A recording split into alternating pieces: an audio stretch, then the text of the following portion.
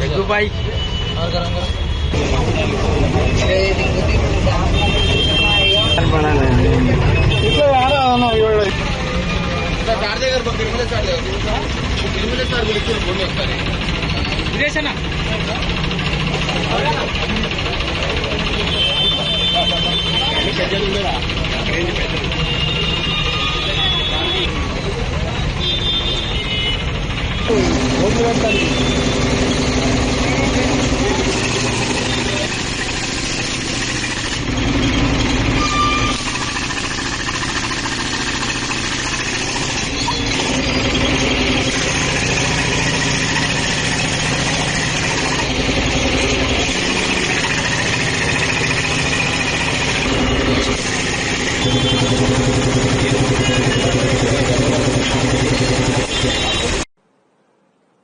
ఈ శనివారము అంటే 24వ తారీఖు ఒక major fire accident Nampally station రోడ్లో జరిగింది. సో దాంట్లో ఒక ఫర్నిచర్ షాప్ ఏదైతే ఉందో వాళ్ళు సెల్లార్లు అంతా కూడా వేల కొద్ది ఫర్నిచర్ని స్టోర్ చేసి, ఇదంతా కూడా బయట నుంచి వచ్చినటువంటి ఫర్నిచరు, ఆ ఫర్నిచర్ని అంతా కూడా వేల కొద్ది కుర్చీలు ఇతర సామాగ్రి అంతా కూడా సెల్లార్స్లో వాళ్ళంతా డంప్ చేసి అక్కడ ఎవరైతే గనక దాంట్లో రెసిడెంట్గా అంటే అక్కడ పనిచేసే వాళ్ళు కూడా దాంట్లో కొంతమంది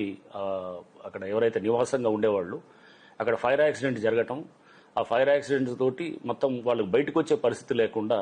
మొత్తం కూడా ఈ ఎవరైతే లోపల ఉన్నటువంటి వాళ్ళు దాదాపు 5గురు చనిపోవటం కూడా మనం చూసాం. సో ఇది చాలా దురదృష్టకరం, చాలా బాధాకరమైన విషయం. సో దీంట్లో ఎందుకంటే వీళ్ళు అక్కడ ఆ బిల్డింగ్ ఎవరైతే ఉన్నదో ఆ ఓనర్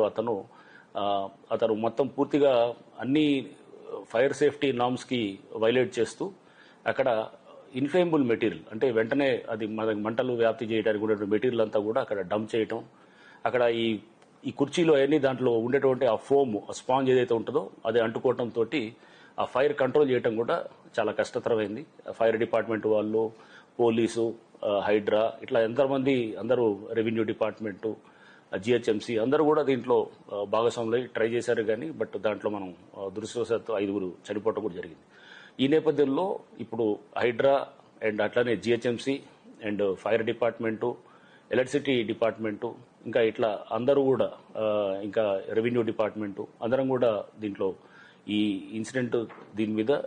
మేము వెంటనే ఈ ఆడిట్ని చేయాలని చెప్పి నిర్ణయించుకోవడం జరిగింది. ఫీల్డ్ చెక్స్ చేస్తూ ఎవరైతే గనక ఈ ఫైర్ సేఫ్టీ నామ్స్కి విరుద్ధంగా పెద్ద ఎత్తున కూడా ఇన్ఫ్లేమబుల్ మెటీరియల్ డంప్ చేస్తున్నారో, డంప్ చేసి దాని ద్వారా రేపు ఏంటంటే ఎండేంజరింగ్ ఇది human lives or public safety ఇటువంటి పరిస్థితులు మనం చాలా చూసాం. చాలా ఫైర్ యాక్సిడెంట్స్లో కూడా ప్రధానమైన కారణం ఏంటంటే అక్కడ ఎలక్ట్రికల్గా ఎక్కడో చోట చిన్న షార్ట్ సర్క్యూట్ అవ్వటం, అది ఆ షార్ట్ సర్క్యూట్ అయిన తర్వాత అక్కడ డంప్ చేసినటువంటి సెల్లార్స్లో కానీ ఆ బిల్డింగ్లో ఏదైతే ఇన్ఫ్లేమబుల్ మెటీరియల్ ఉందో